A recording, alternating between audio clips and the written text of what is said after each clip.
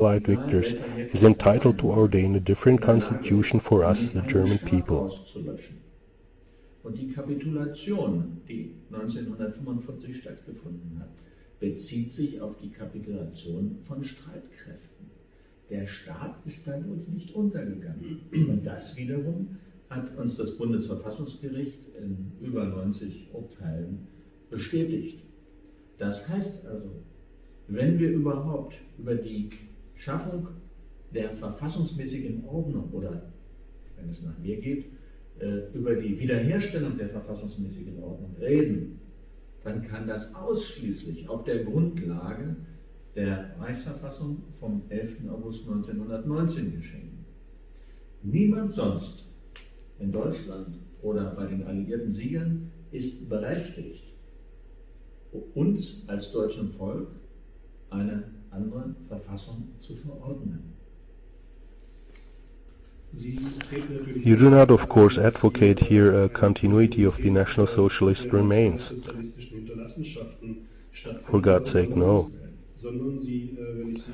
But if I understand correctly, you, of course, want a sovereign German empire to unfold itself in the international community in accordance with democratic principles and not based upon dictatorial principles.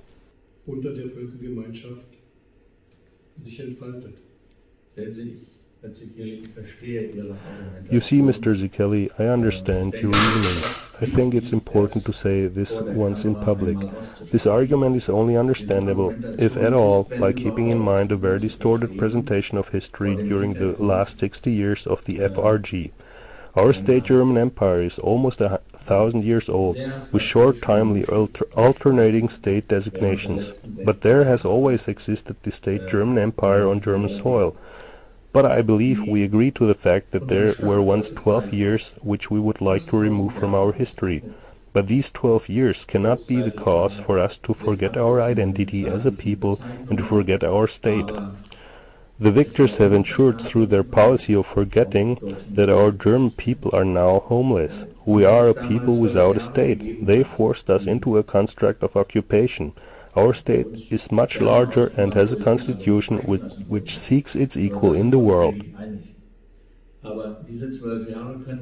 I can only recommend to anyone interested to compare the Constitution of 11th of August 1919 to the Universal Declaration of Human Rights of 1949.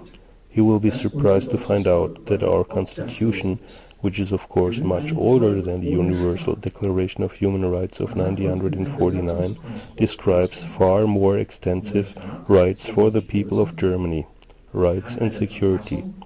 And precisely that is the issue, namely to withdraw the rights, security, and the home of the German people. That is a real background of the fact that until today our human rights, international law and civic rights are being disputed.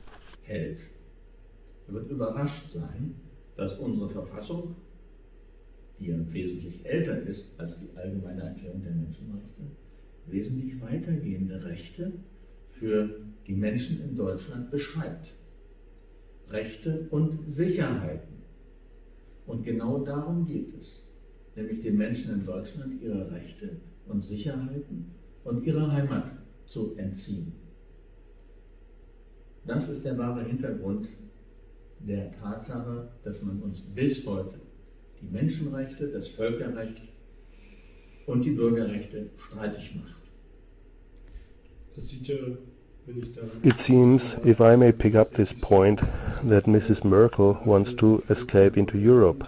I noted down here the keyword nationality because it seems to me that this issue can show very clearly that there must be something wrong in the Federal Republic of Germany regarding constitutional law, especially since until today there exists not a single citizen of the Federal Republic of Germany, despite the fact that we had a so-called reunification and are supposedly sovereign. Can you tell us a little more about the issue of our nationality? Obwohl wir eine sogenannte Wiedervereinigung hatten und angeblich souverän sind, können Sie etwas über diese Staatsangehörigkeit weiter ausführen? In Artikel 116 des Grundgesetzes Article 116 of the Basic Law states that the German nationality derives from the law on Reichscitizenship and nationality of 1913.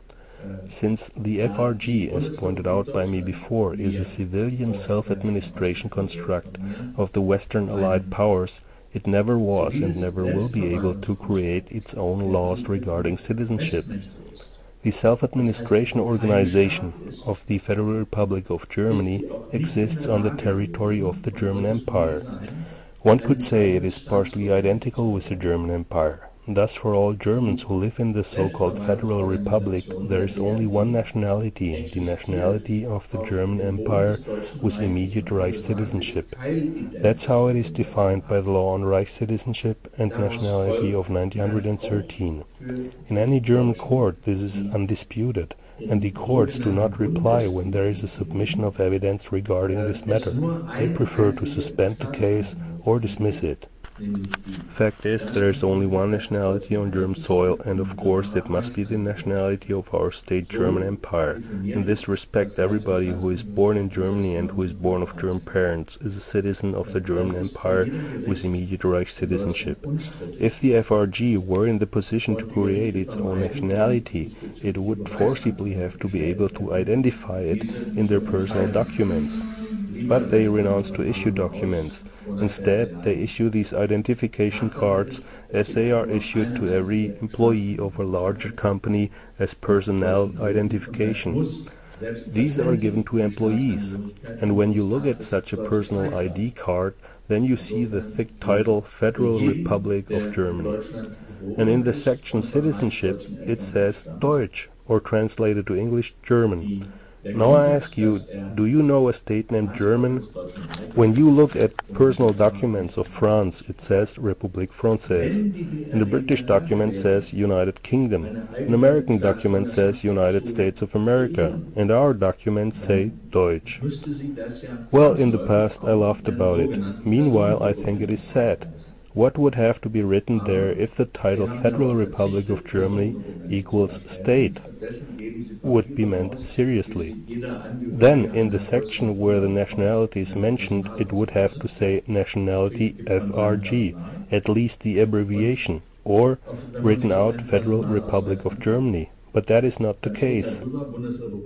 And I own a document of the district office of Demmin. This is located in Mecklenburg-Western Pomerania, where in the year 2006, I believe, an applicant was notified that she cannot acquire the citizenship of the Federal Republic of Germany, since there is no such thing. It is an official notification that was issued here. And the arguments were clearly derived from the Reich Citizenship and Nationality Law of 1913. In addition, this document refers to an important verdict of the Federal Constitutional Court of 1987, which also says that there is no citizenship for the FRG, which in turn proves that we are still occupied and that the FRG Rest Organization, as it has to be called today, is only a remnant of a civilian self-administration construct of the Allied victors. Wo die Staatsangehörigkeit angegeben wird, Staatsangehörigkeit BRD stehen haben. Wenigstens die Abkürzung oder ausgeschrieben Bundesrepublik Deutschland. Das ist aber nicht der Fall. Und mir liegt ein Schreiben eines Landratsamtes in Berlin vor, das liegt in Mecklenburg-Vorpommern, wo im Jahre 2006, meine ich, einer Antragstellerin beschieden wurde, dass sie die Staatsangehörigkeit der BRD nicht erwerben könnte, weil diese keine hat. Das ist ein amtlicher Bescheid, der da erteilt wurde. Und es wurde auch sehr eindeutig begründet mit der Herleitung aus dem Reichs- und Staatsangehörigkeitsgesetz von 1913. Und im Übrigen hat man darauf verwiesen, dass es diesbezüglich auch ein wichtiges Verfassungsgerichtsurteil aus dem Jahre 1987 gibt, was ebenfalls darauf abstellt, dass es eben für die BRD keine eigene Staatsangehörigkeit gibt, was wiederum beweist, dass wir nach wie vor besetzt sind und dass die BRD, Restorganisation muss man ja heute sagen, lediglich das Überbleibsel eines zivilen Selbstverwaltungskonstruktes der alliierten Siegermächte ist. That makes me ask, how then can the German Reich function as a state, if for instance the German Empire is still not territorially reunified? I remember Mr. Otto Schily, who was Minister of Home Affairs in the FRG Rest organization in the cabinet of Gerhard Schröder.